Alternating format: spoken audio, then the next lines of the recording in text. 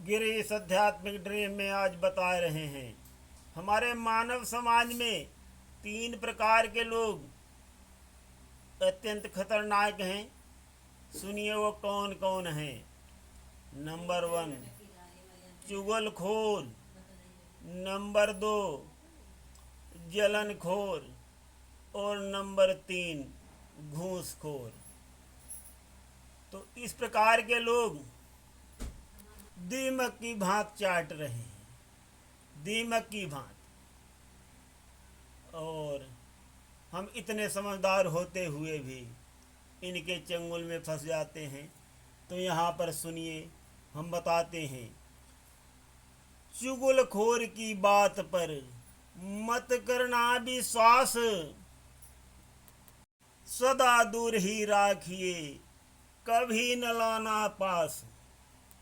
चंगुल में यदि फंस गए, कर दे सत्यानाश, आपस में लड़वाई के करे घोर उपहास। बहुत उपहास करता है चुगलखोर आदमी, बहुत यहाँ वहाँ की बातें करता है और हमें आपस में लड़वाता है। इससे बुरा क्या होगा। तो साथियों, जलनखोर का भी वही हाल है।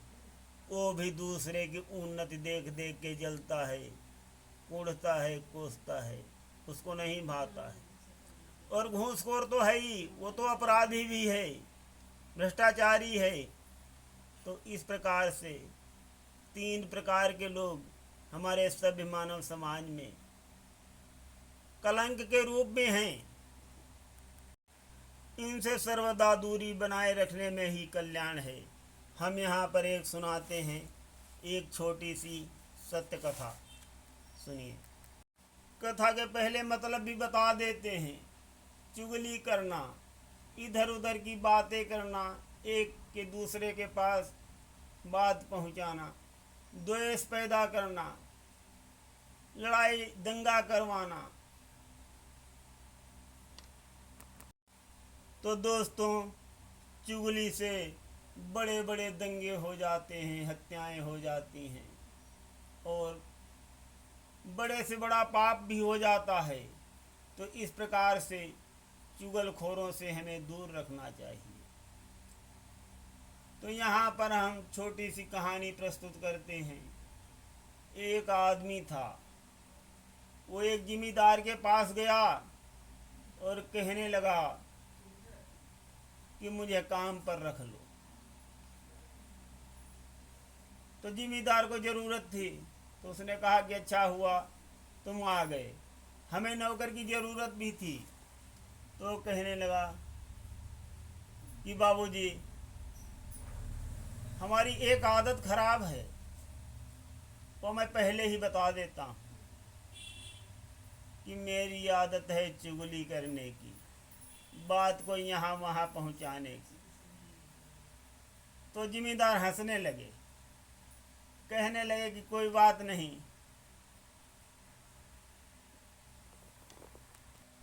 जिम्मेदार बोले कि तू चाहे जितनी इधर की उधर कर, मुझे कोई फर्क नहीं पड़ता है। वो सोचने लगा कि फर्क तो पड़ेगा बाबूजी, वक्त आने दो। तो वो नौकर काम करने लगा। अभी काम करते 2-3 दिन ही हुए थे, वो रोने लगा एक कोने में खड़े होकर।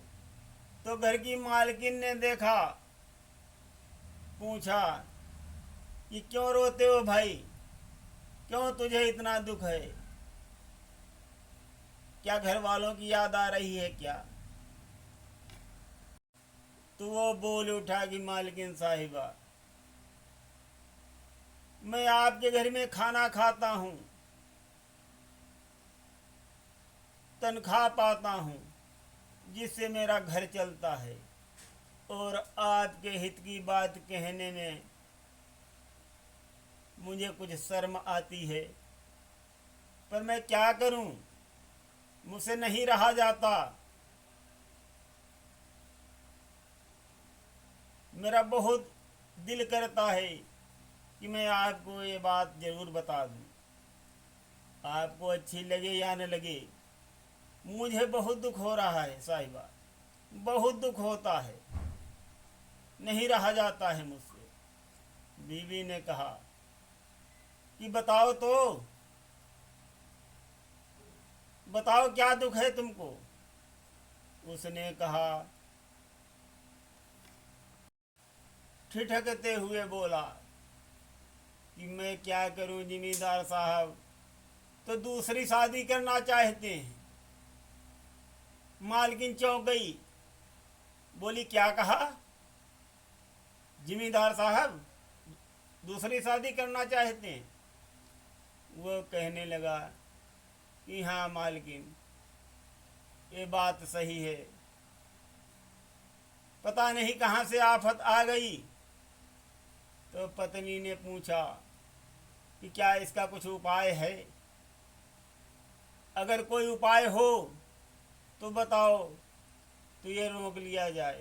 नौकर बोला, हाँ मालकिन, उपाय हर एक चीज़ का होता है, और मेरे लिए तो ये 1 मिनट का खेल है। मेरे लिए बहुत ही सरल उपाय है हमारे पास।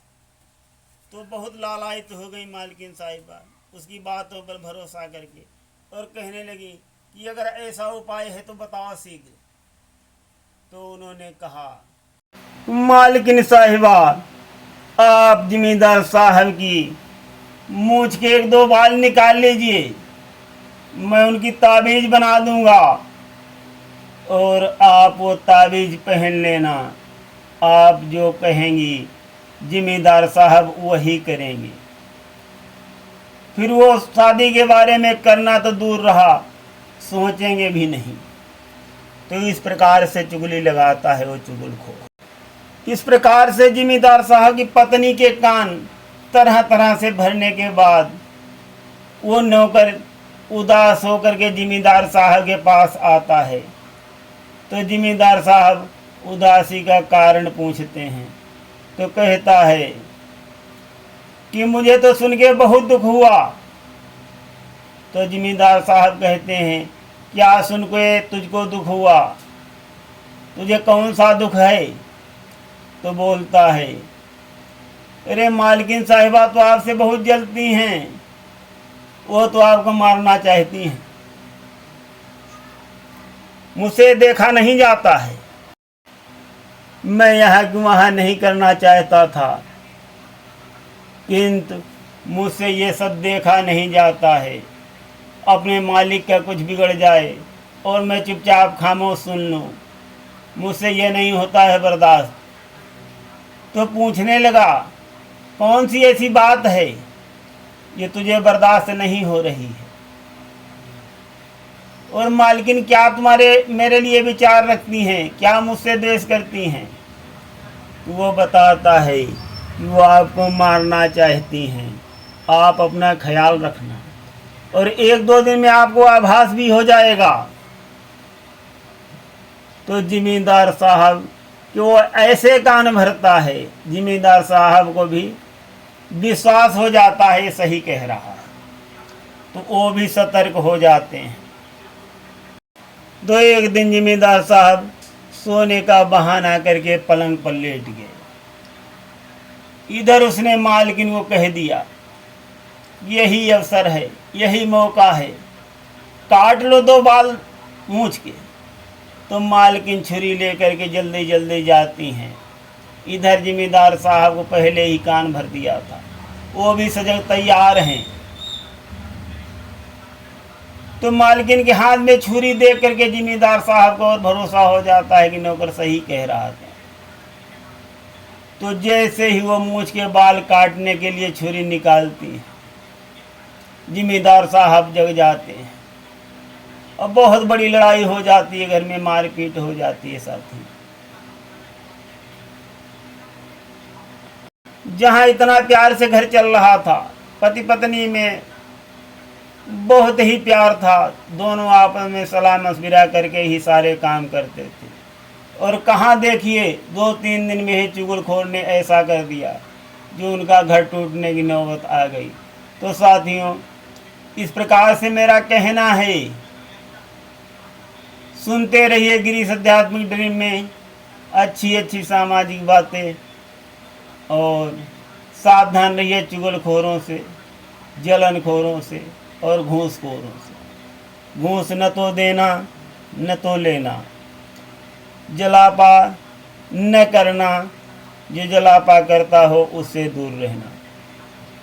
चुगली न करना न चुगली सुनना।